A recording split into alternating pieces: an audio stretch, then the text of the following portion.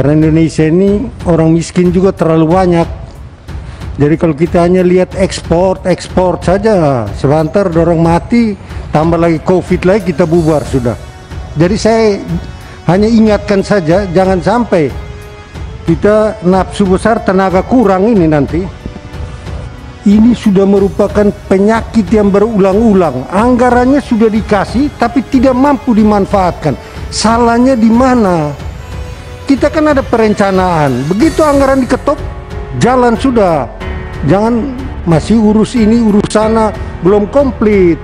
Ini uang sudah disiapkan. Kenapa sulit untuk melaksanakan ini? Terlebih di daerah-daerah, dana sudah disiapkan, tapi tidak mampu memanfaatkan secara baik. Maka itu perencanaannya harus baik. Kalau pengusaha lu kasih uang berapa banyak saja, dia cepat. Terima kasih sudah klik video ini. Jangan lupa tekan tombol subscribe untuk bergabung.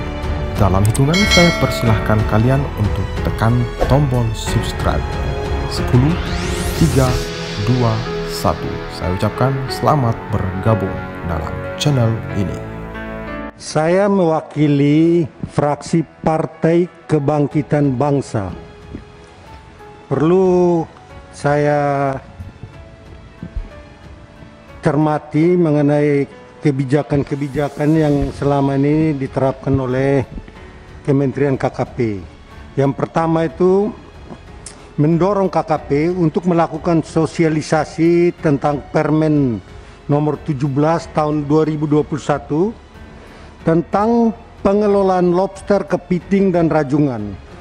Tolong supaya kebijakan-kebijakan ini, peraturan-peraturan ini kalau bisa keberpihakannya jelas terhadap nelayan kecil. Ini karena banyak nelayan-nelayan yang di pelosok harus memberikan laporan. Kalau tangkap lobsternya harus buat laporan tiap hari. Ini kerja apa ini? Nanti dia nggak urus makan lagi di rumah, dia buat laporan saja, tangkap 5 biji, lapor dulu.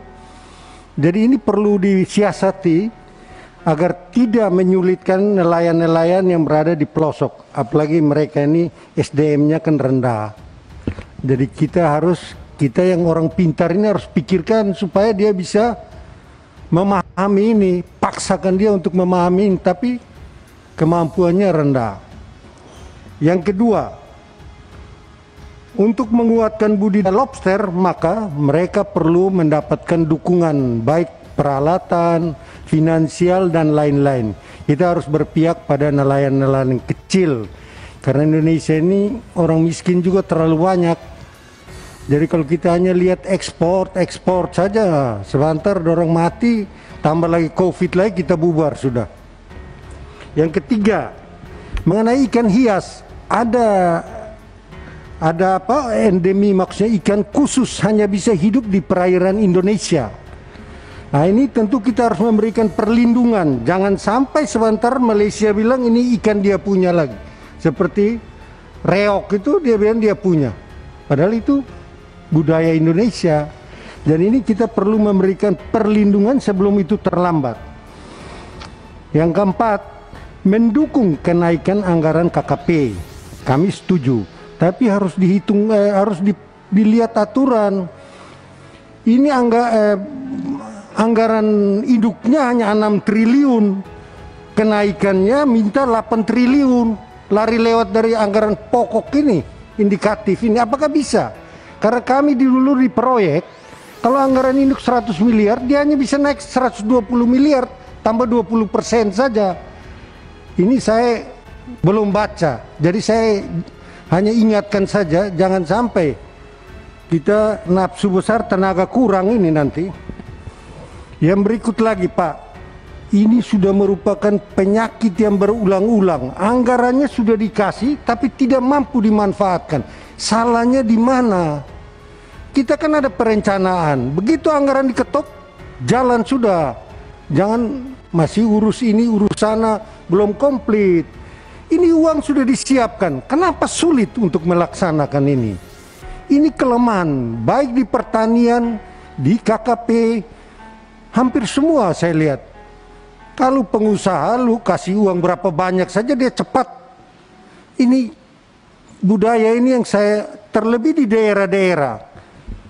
Dana sudah disiapkan, tapi tidak mampu memanfaatkan secara baik. Maka itu perencanaannya harus baik. Sehingga begitu ini kan bisa dievaluasi. Tahun ini kita terlambat di sini. Ini saya mau tanya lagi. Di KKP ada penanaman mangrove. Bibitnya sudah ada atau belum mangrove?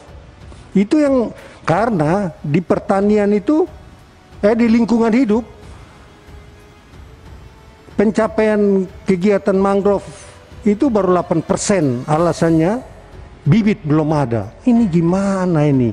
Jadi saya hanya ingatkan saja supaya KKP juga memperhatikan ini. Jangan sampai programnya ada, bibitnya tidak ada. Ini repot nanti. Masih lama Pak Edward? Satu lagi Ibu.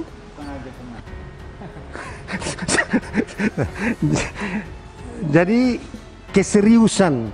Jadi yang kami memberikan masukan ini dari pengalaman, dari kejadian yang bertahun-tahun terulang. Tolong, ya seperti itu yang tadi saya juga mau mereview ulang kembali. Pak Ketua bilang, jangan kami omong, kami ke lapangan, dapat data, kami sampaikan, tapi tidak dihiraukan. Ini sangat menyedihkan.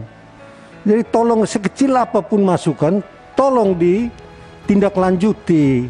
Bisa atau tidak, beritahu kami. Jadi anggaran itu seperti tadi Pak Khalid bilang, biovlog hanya 100 saja. Ini mau buat apa? Satu anggota dapat 2. Lebih baik dihapus. Kan kasihan. Jadi kalau ada penambahan anggaran ini, tolong diperhatikan itu. Saya kira saya hanya cukup sekian, karena masih ada orang lain juga mau ngomong. Saya tahu diri. Jadi terima kasih banyak.